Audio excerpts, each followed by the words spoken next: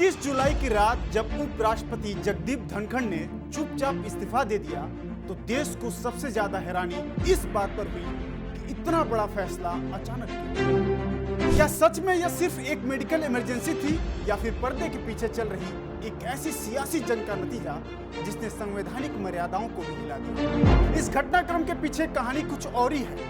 एक न्यायाधीश के खिलाफ कार्रवाई, सत्ता बनाम संवैधानिक अधिकार और अंत में एक सम्मानजनक विदाई की मजबूरी। तो आज इसी मुद्दे पर विस्तार से चर्चा होगी, जहां स्वास्थ्य कारण सिर्फ एक बहाना लगता है और असली वजह है सत्ता के गलियारे में डूबी है। मैं हूं अरुण जायसवाल और आप देख रहे हैं क्या सीन।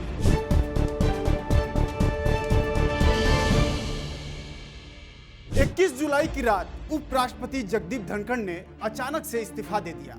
उन्होंने अपने इस्तीफे का कारण स्वास्थ्य कारण बताया, लेकिन जैसे ही यह खबर आई देश की राजनीति में हलचल मच गई। सूत्रों के अनुसार यह इस्तीफा केवल स्वास्थ्य कारणों की वजह से नहीं दिया गया था, बल्कि इसके पीछे एक बड़ी राजनीतिक खींचतान है। इस इस्तीफे को लेकर राजनीतिक गलियारों में कई तरह की चर्चा है। इसके कई अलग अलग मायने निकाले जा रहे हैं, इसके कई अलग अलग कारण बताए जा रहे हैं। आखिर ऐसा क्या हुआ और क्यों हुआ, आपको थोड़ा विस्तार से समझाते हैं। सबसे पहले बात करते हैं कि इस घटनाक्रम की शुरुआत कैसे हुई। दरअसल कुछ दिन पहले हाई कोर्ट के न्यायाधीश जस्टिस यशवंत वर्मा के सरकारी आवास से बहुत बड़ी मात्रा में नकदी यानी कि काला धन बरामद हुआ। इसने पूरे देश में हलचल मचा दी और न्यायपालिका में भ्रष्टाचार पर बहस छिड़ गई। राज्यसभा के मानसून सत्र में विपक्षी सांसदों ने संविधान के तहत एक औपचारिक प्रस्ताव लाया कि इस न्यायाधीश को हटाया जाए, क्योंकि उनके खिलाफ गंभीर आरोप है और यह प्रक्रिया संविधान के अनुच्छेद 124 और न्यायिक जवाबदेही कानून के तहत की जाती है। ऐसे में उपराष्ट्रपति जगदीप धनखड़ ने जो कदम उठाया वो बीजेपी को यानी कि सत्ताधारी पार्टी को नागवार किया। दरअसल उपराष्ट्रपति राज्यसभा के सभापति भी होते हैं। जब ये प्रस्ताव उनके पास आया तो उन्होंने उसे स्वीकार कर लिया और राज्यसभा सचिवालय को जरूरी कार्रवाई करने के निर्देश दे दिए। यह एक संवैधानिक और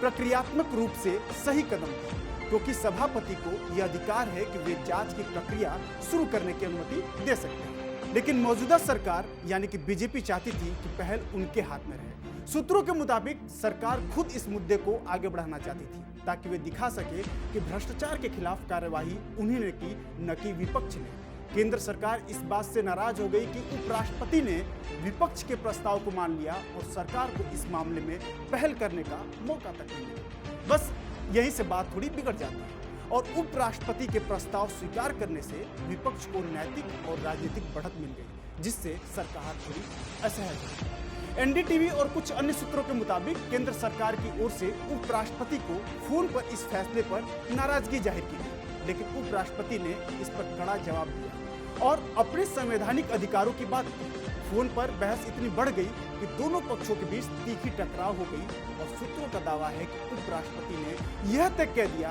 कि मैं संवैधानिक पद पर हूं, सरकार मुझे निर्देश नहीं दे सकती। ऐसे में बात यही नहीं रुकी। केंद्र सरकार की ओर से अंदरूनी चर्चाओं में यह बात सामने आई कि धनखड़ के खिलाफ नो कॉन्फिडेंस मोशन यानी कि अविश्वास प्रस्ताव लाया जाए। यह एक गंभीर राजनीतिक संकेत था कि अगर धनखड़ इस्तीफा नहीं देते तो उन्हें पद से हटाने की तैयारी हो सकती थी। ध्यान देने वाली बात यह है कि 6 महीने पहले विपक्ष ने भी उपराष्ट्रपति पर नो कॉन्फिडेंस मोशन लाया था, जो असफल रहा। अब अगर सरकार भी यही कदम उठाती तो यह धनखड़ की सार्वजनिक छवि को गहरी चोट पहुंचाती, उनका मजाक बनता। ऐसे में जगदीप धनखड़ के पास इस्तीफा ही एक सम्मानजनक रास्ता बचा। इस्तीफे का समय था 21 जुलाई रात 9:25। धनखड़ ने राष्ट्रपति द्रौपदी मुर्मू को पत्र भेजा, जिसमें उन्होंने कहा कि वे स्वास्थ्य कारणों और मेडिकल सलाह के चलते इस्तीफा दे रहे हैं। उनका इस्तीफा संविधान के अनुच्छेद 67A के तहत हुआ, जिसके तहत उपराष्ट्रपति स्वेच्छा से राष्ट्रपति को लिखित में इस्तीफा दे सकते हैं। उन्होंने प्रधानमंत्री, राष्ट्रपति और सांसदों को धन्यवाद दिया और लिखा, मैंने जो प्रेम, विश्वास और समर्थन प्राप्त किया वो मेरी स्मृति में हमेशा याद रहेगा। लेकिन बिना विदाई भाषण के विदाई एक अनकहा संकेत है और यह कई सवाल भी खड़े करता है, क्योंकि आमतौर पर ऐसे उच्च संवैधानिक पद पर बैठे व्यक्ति विदाई भाषण देते हैं जिसमें वे अपने कार्यकाल, अनुभव और विचार साझा करते हैं। लेकिन जगदीप धनखड़ ने स्वास्थ्य कारणों का हवाला देते हुए विदाई भाषण देने से भी मना कर दिया। ऐसे में सवाल और बड़ा हो जाता है और कई सवाल खड़े होते हैं कि क्या वे सच में बीमार थे या इस्तीफा इतनी जल्दी में लिखा गया कि उन्हें बोलने का मौका तक न मिला। अगर बात वास्तव में ऐसी किसी बहस, असहमति और विवाद का है तो कुछ और भी लम्हे, विवाद और मौके रहे हैं जो इस कारण को और ठोस बनाते हैं, साथ ही तनाव के संकेत देते हैं। जैसे कि 21 जुलाई की अगर हम बात करें, 21 जुलाई को शाम 4:30 बजे उपराष्ट्रपति ने बिजनेस एडवाइजरी कमेटी की बैठक ली, लेकिन बीजेपी के राष्ट्रीय अध्यक्ष जेपी नड्डा और किरण रिजिजू इसमें शामिल नहीं हुए। विपक्ष का कहना है कि यह सभापति यानी कि उपराष्ट्रपति के अपमान के बराबर था। दूसरे वाक्य की अगर बात करें तो राज्यसभा में विपक्ष के नेता मल्लिकार्जुन खड़गे जब बोल रहे थे तब बीजेपी नेता यानी कि आप कह लीजिए कि बीजेपी के राष्ट्रीय अध्यक्ष जेपी नड्डा ने कहा कि सिर्फ वही बात रिकॉर्ड होगी जो मैं कहूंगा। यह धनखड़ को अपमानजनक लगा क्योंकि सदन की कार्यवाही पर निर्णय का अधिकार केवल सभापति यानी कि उपराष्ट्रपति के पास होता है और ऐसा सदन में हुआ।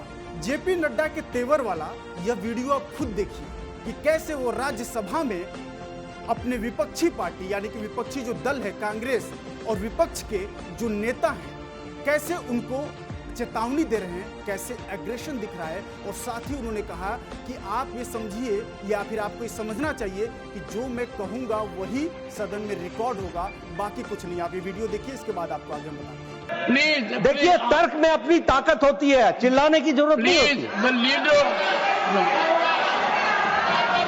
चिल्लाने की जरूरत नहीं होती है। Good debate. अरे क्यों चिल्ला रहे हो भाई? मेरा तर्क तो सुन लो।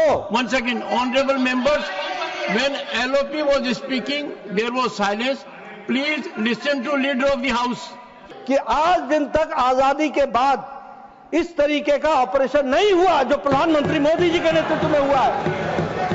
I am not going into the details of it, but I would like to tell you. अरे गुस्सा मत करो भैया, अरे गुस्सा मत करो। Nothing will go on record. Whatever I'll say, that will go on record. You should know. आपने यह वीडियो देखा, ऐसे में यह टिप्पणी सभापति की भूमिका और अधिकार को चुनौती देने जैसी मानी गई।